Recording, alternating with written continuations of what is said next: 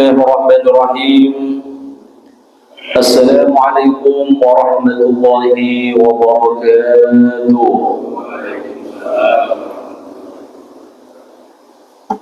Alhamdulillah, alhamdulillahilladzi an'amana bi ni'matil Islam wal iman wa atammallahu lana bi ni'matis shihah wal afiyah ala jami'il badan.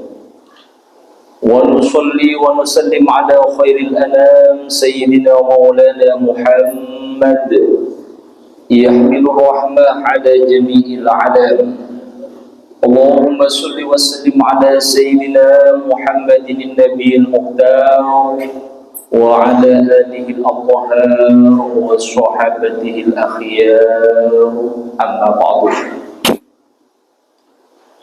Yang saya hormati seluruh jajaran pengurus Masjid As-Sholeh dan beserta para hadirin wal hadirat dari jemaah sholat subuh yang dirahmati oleh Allah Subhanahu wa Ta'ala, yang tak bisa saya sebutkan satu persatu dengan tidak mengurangi rasa hormat dan fikir. Mudah-mudahan Kulonan panjenengan selalu diberikan nikmat sehat zahir batin, diberikan umur yang panjang oleh Allah Subhanahu wa Ta'ala. Mudah-mudahan kulonan panjenengan sami yang selalu hadir istiqomah serta pengawasan tempun di mawon, mugi-mugi oleh Allah hidupnya diberikan hidup yang berkah, diberikan kesehatan zahir dan batin, rezeki yang halal, berkah, berbarokah dan berlimpah ruah. Anak keturunan kita semuanya menjadi anak keturunan yang soleh dan solehah. Rezekinya diberikan kelancaran oleh Allah yang bisa mengantarkan untuk haji dan umrah ke Mekah Madinah. Tulahani iso dinggo tuku lemah. Amin amin Allahumma. Hadirin wal hadirat, Bapak Ibu yang dirahmati oleh Allah Subhanahu wa Ta'ala, puji syukur kepada Allah atas segala nikmat yang telah Allah berikan kepada kita, nikmat sehat wal afiyah, sehingga kita bisa menghadiri dan bisa melaksanakan ibadah sholat subuh dalam keadaan sehat zahir dan batin. Mudah-mudahan Allah merahmati kita dengan berkat taat kita kepada Allah Subhanahu wa Ta'ala. Untuk itu marilah kita wujudkan bentuk syukur kita kepada Allah dengan melafalkan hamdalah sesaat. Alhamdulillah Rabbil. Salatullah wa salamuhu, semoga tercurahkan kehadiran baginda Rasulullah Muhammad sallallahu alaihi wasallam yang selalu kita harapkan, kita nantikan syafaatnya. Mudah-mudahan kelak kita mendapatkan syafaatnya Rasulullah Muhammad sallallahu alaihi wasallam. Amin amin ya rabbal alamin. Hadirin wal hadirat jemaah salat subuh yang dirahmati oleh Allah Subhanahu wa Ta'ala, di dalam Al-Quran Allah berfirman, minha khalaqnakum wa fiha nu'idukum wa minha nukhrijukum taratan ukhra, yang artinya minha khalaqnakum, darinya maksudnya yaitu dari tanah kami menciptakan manusia. Minha khalaqnakum, darinya kami ciptakan kalian, kata Allah. Wa fiha nu'idukum, dan kepadanya lah kami akan mengembalikan kalian, dikembalikan ke tanah. Wa minha nukhrijukum, dan darinya lah pula kami mengeluarkan kalian. Wa minha nukhrijukum taratan ukhra, di waktu yang lain. Maka dari ayat ini mengatakan di dalam Al-Quran ini bahwa kulolan panjenengan niki asalipun saking tanah, Pak. Jadi memang pada awalnya Allah ingin menciptakan manusia itu menyuruh para malaikat untuk mengambil mengambil secakupan tanah, untuk mengambil secakupan tanah. Allah pertama memerintahkan malaikat Jibril, ya Jibril, ambillah sebagian tanah di bumi untuk aku jadikan seorang khalifah, menjadikan Nabi Allah Adam alaihissalam. Akhirnya malaikat Jibril itu turun ke bumi, mengambil secakupan tanah, ingin mengambil secakupan tanah. Tapi ketika sampai di bumi lalu ditanya oleh bumi, wahai malaikat, mau apa kau? Saya ingin mengambil secakupan tanah karena diperintahkan oleh Allah untuk menjadikan seorang khalifah.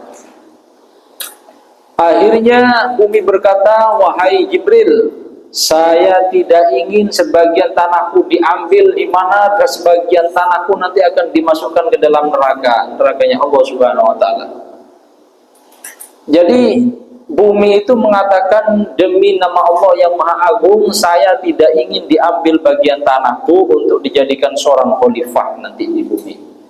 Akhirnya malaikat Jibril ketika mendengarkan ucapannya, perkataannya bumi yang bersumpah, aqsamtu billahi wa biizzatillahi, saya bersumpah dengan keagungan Allah, saya tidak rela diambil bagian tanahku untuk dijadikan seorang khalifah. Akhirnya malaikat Jibril niki Bapak Ibu kembali kepada Allah dengan tidak berhasil apa yang diperintah oleh Allah, yaitu tidak mengambil secakupan tanah dari bumi.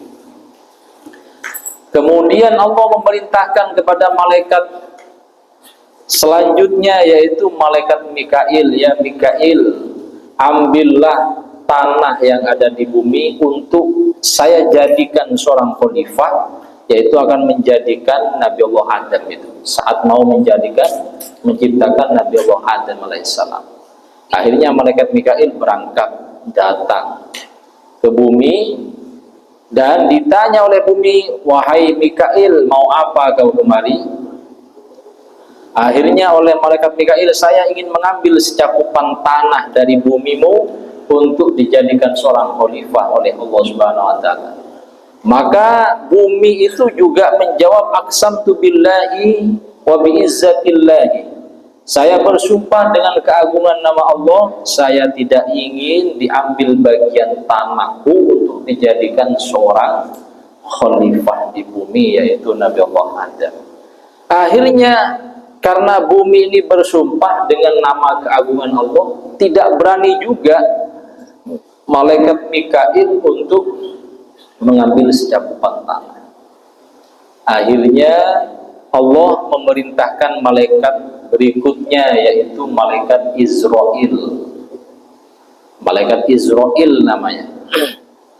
Akhirnya malaikat Israil datang ke bumi. Ketika nyampe di bumi langsung menancapkan tongkatnya di bumi, tombak di bumi, sehingga bumi itu bergetar ketika didatangi malaikat Israil. Bergetar ketika didatangi malaikat Israil karena menancapkan tombaknya ke bumi. Akhirnya bumi menanyakan, wahai Israil, sedang apa? Mau apa tujuannya kau kemari? Saya diperintahkan oleh Allah untuk mengambil secakupan tanah dari bumimu.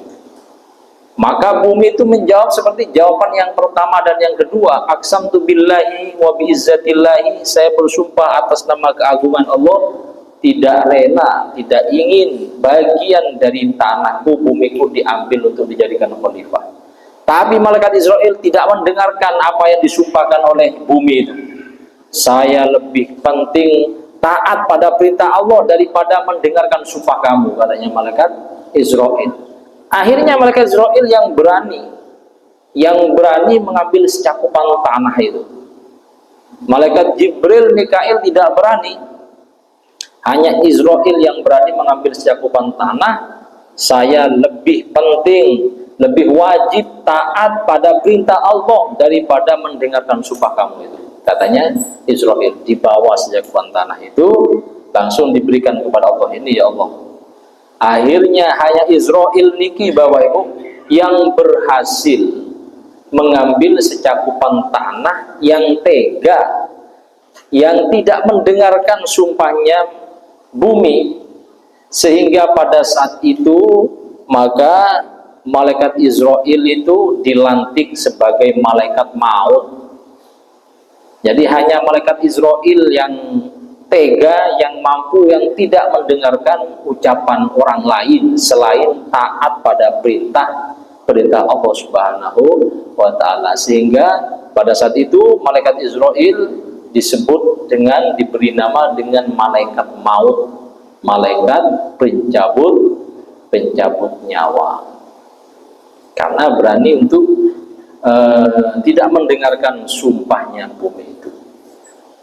Maka dari itu, hadirin wal hadirat, Bapak Ibu yang dirahmati oleh Allah Subhanahu wa Ta'ala, maka ayat ini memberikan penjabaran kepada kita, memberikan pemahaman kepada kita bahwa kalau orang mati itu, kalau sudah meninggal dunia, itu harus dikembalikan ke tempat asalnya, yaitu ke bumi.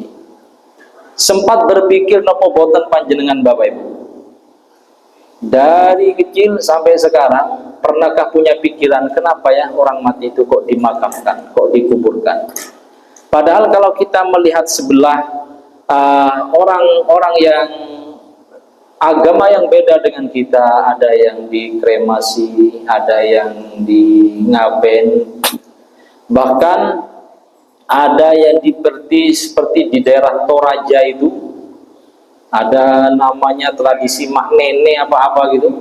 Jadi orang Toraja itu kalau mati meninggal dunia tidak di bumi, tidak dikebumikan, tidak dibakar, tapi didiamkan, taruh di dalam suatu ruangan, di dalam peti, taruh dalam peti, dikasih pengawet. Nanti ada saatnya untuk diberi makan gitu, jadi diberi makanan di sampingnya, dan ada saatnya juga ketika sudah 2 tahun atau 3 tahun nanti diganti bajunya. Jadi diganti bajunya, Pak. Jadi ketika sudah dapat 2 tahun misalkan, itu diganti bajunya. Jadi semuanya mayat-mayat itu dikumpulkan semua. Jadi istilahnya reuni mayat gitu, Pak. Di daerah Toraja itu reuni mayat gitu. Jadi dikumpulkan semua, diganti bajunya, didandanin kalau perempuan, kalau laki-laki dipakai jas, nanti ditaruh lagi, nanti dapat berapa tahun lagi diangkat lagi, yaitu diganti bajunya. Seperti itu di daerah Toraja. Nah, jadi bermacam-macam ketika kita melihat agama lain cara menangani orang meninggal dunia itu. Ada yang dikremasi, di ngaben, dikremasi, abunya nanti setelah dibakar nanti dibawa ke rumah, taruh di rumah, atau dibuang ke air kalau orang Hindu misalkan, dan lain sebagainya. Tapi kenapa kita orang Islam ketika meninggal dunia dikembalikan ke dalam tanah? Maka agama kita lah, cara pemakaman agama kita lah yang paling benar dan baik, Bapak Ibu. Jadi yang paling benar. Bukan berarti agama lain yang melakukan seperti itu salah bagi mereka, benar bagi mereka.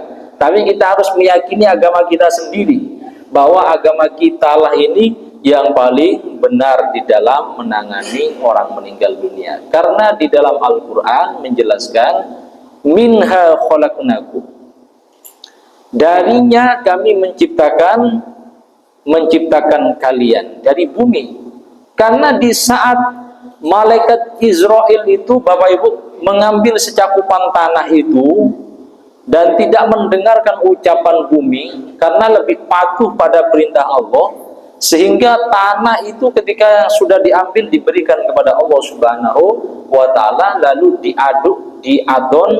dikelola, diciptakan, ingin menciptakan seorang khalifah yang diberi nama Nabi Allah Adam alaihissalam.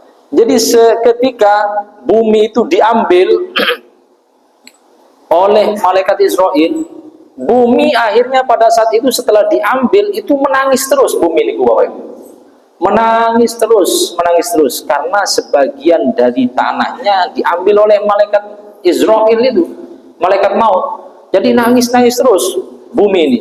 Akhirnya ketika nangis terus ditanya oleh Allah Subhanahu wa Ta'ala.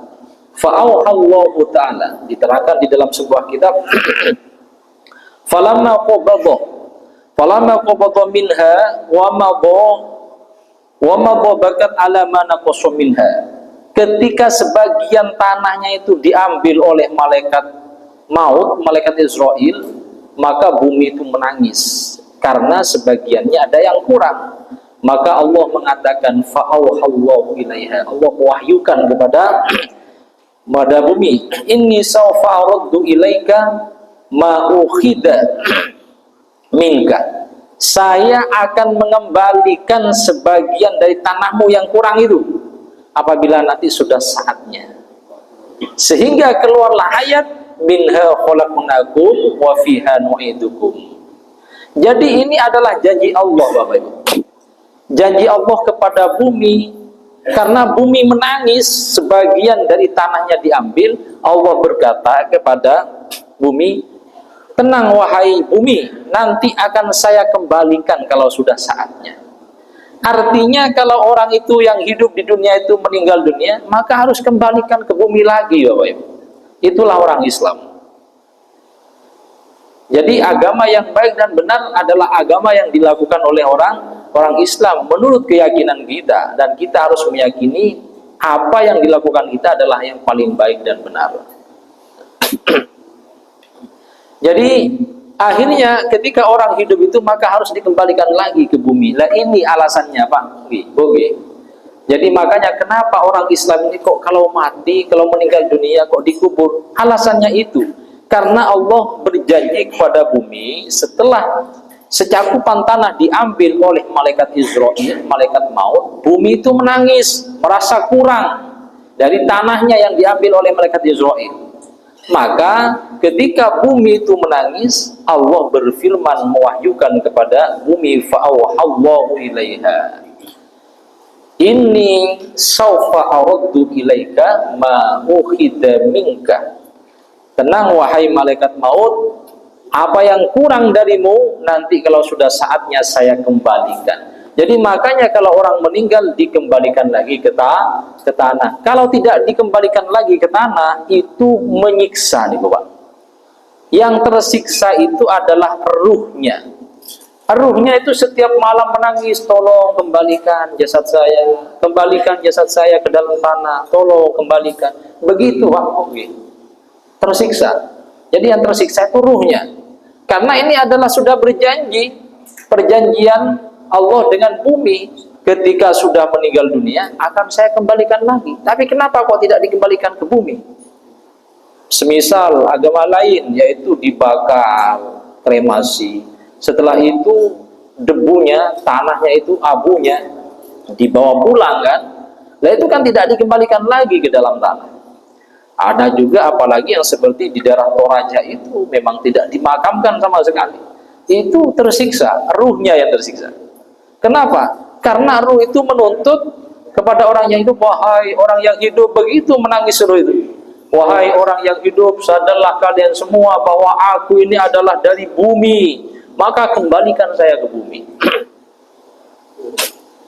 Sama dengan muminya Fir'aun misalkan. Itu kan dimuseumkan, dimumikan. Itu pun tersiksa ruhnya, Pak. Karena jasadnya tidak dikembalikan ke dalam tanah. Jadi yang tersiksa itu muminya. Seperti juga Abdurrahman At-Tatur misalkan, yang dimana jasadnya tidak di bumi tidak mau kepada jasadnya sehingga dimakamkan di atas tanah. Itu juga ruhnya akan tersiksa karena dia itu tidak dikembalikan ke tanah. Jadi dipendamnya di atas tanah, dibuat semen gitu. Nah, itu juga tersiksa ruhnya karena tidak kembalikan ke dalam tanah. Makanya sehingga kita tahu dan menyadari bahwa memang orang meninggal, orang Islam ketika meninggal kenapa kok dimakamkan, kebumikan? Karena asalnya dari tanah, maka harus dikembalikan ke dalam tanah. Itu alasan kita, alasan umat Islam, bahwa di dalam menangani jenazah yaitu dikembalikan ke dalam tanah, karena itu adalah janji dari Allah kepada bumi, nanti kalau sudah saatnya wahai bumi saya kembalikan lagi ke dalam tanah. Makanya ada di dalam syair. Di dalam syair dijelaskan seperti itu. Di dalam syairnya Kishawi, nah bunyinya begini. La ilaha illallah, la ilaha illallah, la ilaha illallah, Muhammadur Rasulullah. Bila jasad tidak dikubur, kembali ke dalam tanah, ruh menangis dan memanggil untuk segera dikebumikan. Nah, jadi begitu. Bila jasad tidak dikubur, kembali ke dalam tanah, maka ruh itu menangis dan memanggil untuk segera dikebumikan. Bila jasad tidak dikubur, kembali ke dalam tanah, ruh menangis dan memanggil untuk segera dikebumikan.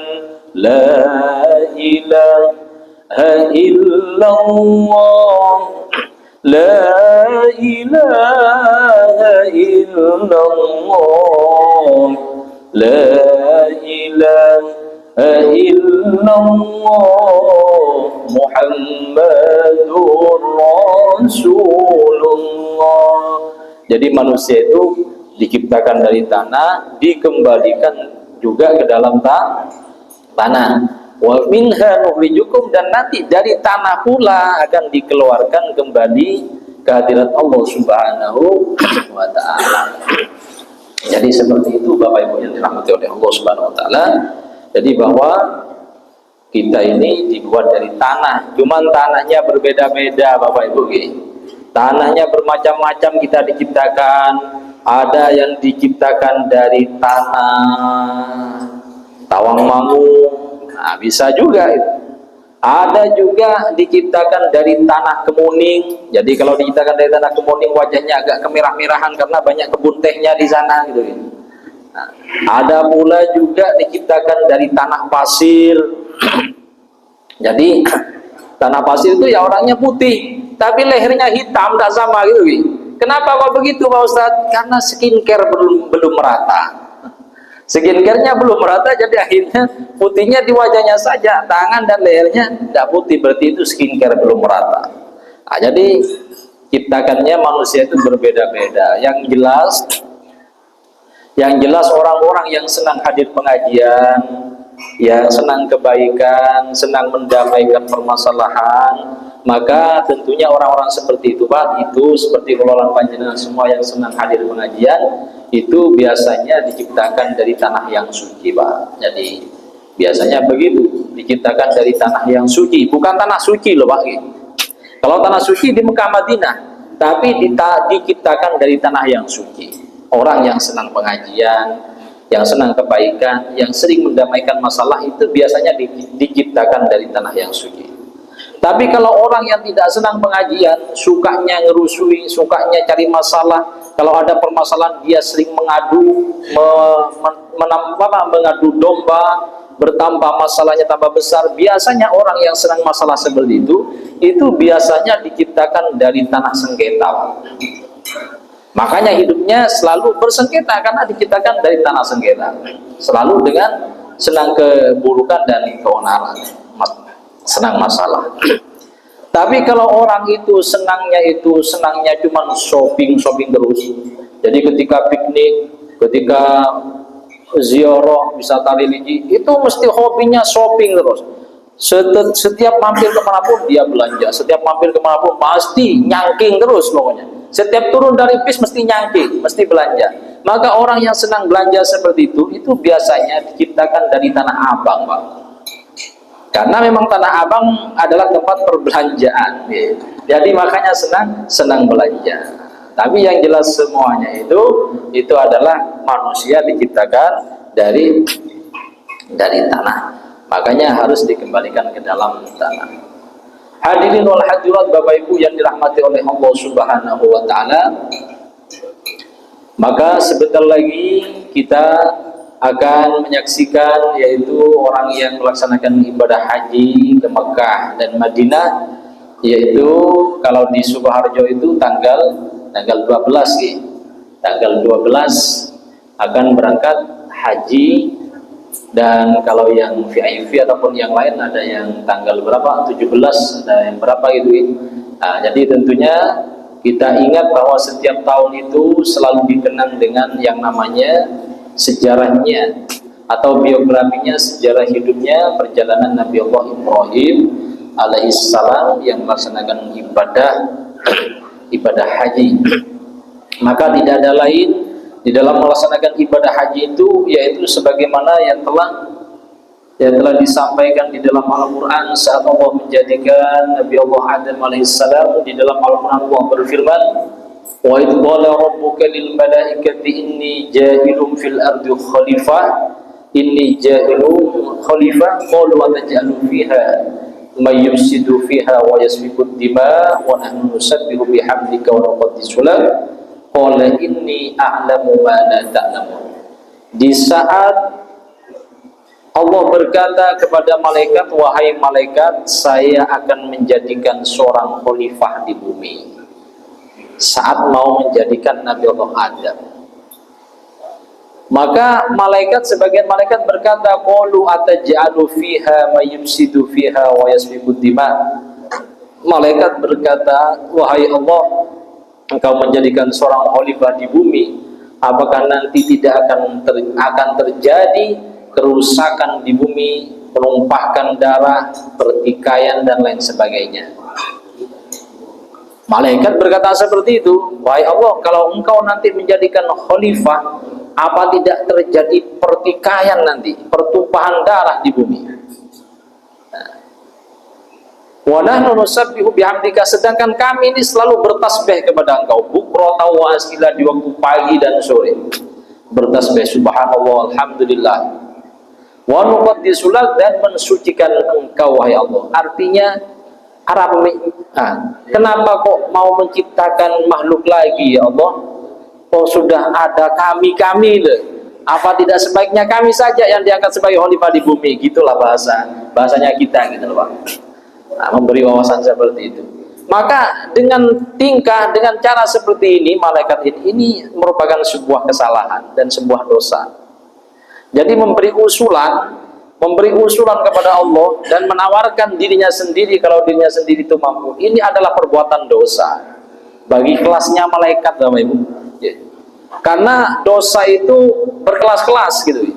Kalau kelasnya malaikat mengatakan seperti ini sudah dianggap dosa bagi dirinya. Kalau bagi kita kan tidak dosa, kan cuma memberikan wawasan ataupun memberikan usulan. Kalau dosa, melakukan dosa itu gitu. Sama dengan kelasnya para nabi itu ketika dia tidak melakukan sholat sunnah, itu seakan-akan dosa bagi dia, melakukan dosa gitu Pak. Ketika tidak melakukan sholat sunnah, maka seakan-akan dosa bagi para nabi dan para rasul. Kalau kita tidak melakukan sholat sunnah kan tidak apa-apa, wong sunnah kan Pak gitu. Sunnah, cuman kan kecewa gitu kan. Nah, itu adalah kelas-kelasnya orang masing-masing. Jadi kelasnya berbeda-beda Pak. Maka kelasnya para malaikat ketika menawarkan dirinya dan mempunyai anggapan yang lebih utama daripada Allah, menilai yang sudah belum diketahui oleh dirinya, bahkan Allah yang lebih tahu, itu malah diterangkan kepada Allah, itu sebuah kesalahan bagi malaikat, sehingga malaikat itu merasa berdosa. Qala inni a'lamu ma la ta'lamun, lalu dibantah oleh Allah, dijawab, saya lebih tahu daripada kamu wahai malaikat. Nah, maka ketika seperti itu, malaikat itu merasa berdosa kepada Allah, sehingga malaikat niku Bapak Ibu ingin melebur dosanya, yaitu dengan bertawaf. Jadi bertawaf di Baitul Makmur. Baitul Makmur. Baitul Makmur itu adalah sebuah dinding menara. Dinding menara yang tingginya kalau dibangun menghabiskan waktu 500 tahun. Dan Baitul Makmur niki Bapak Ibu, ini lurusnya sama dengan Baitullah. Jadi sebelum ada Baitullah, Ka'bah, ada Baitul Makmur. Makanya dijelaskan di dalam surat At-Tur, "Wat-tur wa kitabim mastur fi raqim mansur wal baitil makmur." Nah, Baitul Makmur itu maksudnya tempat tawafnya para malaikat. Jadi ketika malaikat itu merasa salah dan merasa dosa, cara melebur dosanya, meminta ampunnya kepada Allah dengan cara melakukan tawaf 7 kali putaran di Baitul Makmur itu, di sebuah menara yang tinggi di surga itu. Jadi memutar itu 7 kali putaran. Akhirnya ketika Nabi Allah Adam alaihissalam sudah diciptakan lalu diturunkan ke bumi Nabi Allah Adam, maka Allah memerintahkan malaikat, "Wahai malaikat, turunlah kamu ke bumi, bawalah batu dari surga, yaitu batu Hajar Aswad, untuk ditaruh di Mekah sebagai rumahku, agar supaya rumahku Baitullah itu nanti caranya keturunannya anak Adam apabila merasa punya salah banyak dosa, cara minta maafnya ingin sama seperti malaikat, yaitu dengan memutari Ka'bah, tawaf 7 kali putaran. Jadi kalau di langit malaikat itu cara ingin meminta ampunan atas kesalahan yang dilakukan, yaitu dengan memutari Baitul Makmur 7 kali putaran tawaf. Sedangkan di bumi ada juga, jadi Allah memasang juga agar supaya nanti penduduk bumi, anak cucu Adam yang ingin melebur dosanya, maka dengan cara bertawaf 7 kali putaran di Baitullah. Makanya orang haji niku Bapak Ibu, orang haji, orang umroh ke Mekah Madinah, tujuannya yaitu ingin memutari Ka'bah itu melebur dosa, minta ampunan kepada Allah dengan melakukan tawaf 7 kali putaran, sebagaimana malaikat minta ampunan kepada Allah atas dosanya, yaitu melakukan tawaf 7 kali putaran di Baitul Makmur.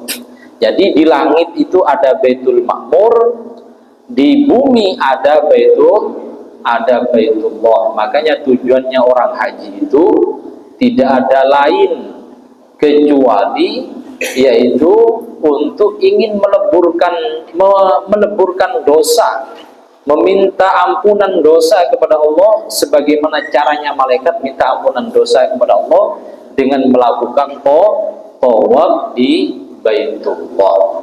Sehingga apabila diterima ibadahnya, ibadah hajinya, ibadah umrahnya, maka dia pulang itu seperti orang anak yang baru lahir, semua dosa-dosanya diampuni oleh Allah Subhanahu wa ta'ala. Maka dari itu kita doakan bersama-sama, mudah-mudahan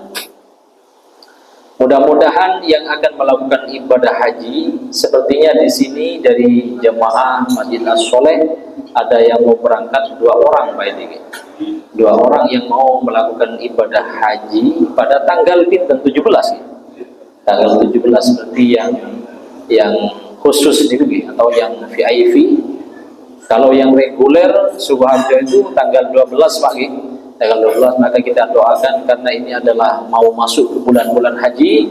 Mudah-mudahan orang yang mau berangkat haji pada tahun ini diberikan kemudahan, kelancaran dan kesehatan oleh Allah, serta diberikan kekuatan fisiknya, zahirnya, batinnya, dan berangkatnya sehat, kuat, dan juga di sana lebih-lebih di Mekah dan Madinah mudah-mudahan diberikan kekuatan kesehatan oleh Allah Subhanahu wa ta'ala, dan diberikan kekuatan di dalam melaksanakan serangkaian ibadah dan rukun-rukun ibadah haji di Mekah ataupun di Madinah, sehingga semua dosa-dosanya diampuni oleh Allah, ibadahnya diterima, dan pulang dengan membawa titel dan predikat haji mabrur dan mabrurah, dan mudah-mudahan diberikan keselamatan fid din wad dunya wal akhirah.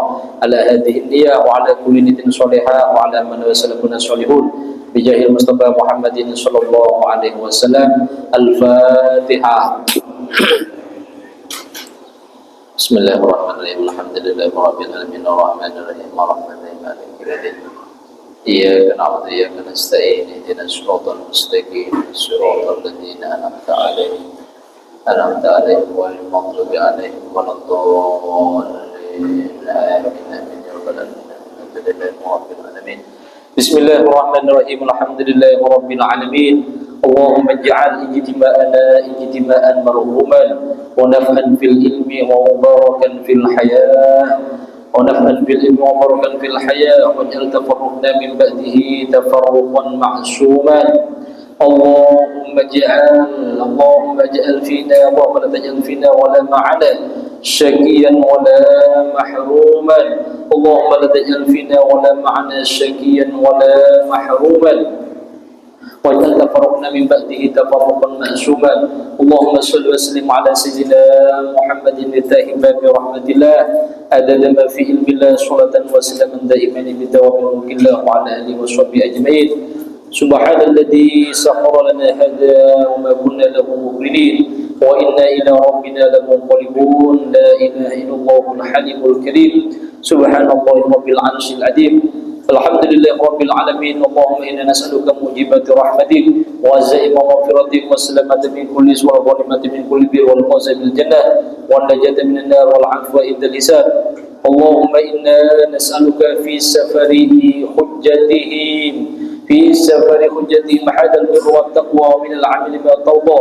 Allahumma ahwin 'alaihim wa sa'alaihim safarahum hada واطوي عنهم بعدهم. اللهم أنت الصاحب في السفر والخليفة في الأهل والمال. اللهم إنا نعوذ بك من وأساء السفر وكلبة المطر وسوء المنقلب في الأهل والمال. اللهم ارزقنا زيارة بيتك المعظم ورسولك المكرم في هذا العام وفي كل عام يا سن الحال بالحج والعمرة مع الزوج وعرضنا بسبيعة رسول الله وجميع منا ومن علينا بسبب رسول الله محمد صلى الله عليه وسلم. اللهم إنا نسألك بوسيلة سفر حجتهم عجل لنا يا الله عجل لنا يا الله عجل لنا يا الله على الذهاب إلى المكة المكرمة ومدينة المكرمة والمدينة المنورة بقدرتك وكرمك وطريقتك بحق نبيك محمد صلى الله عليه وسلم.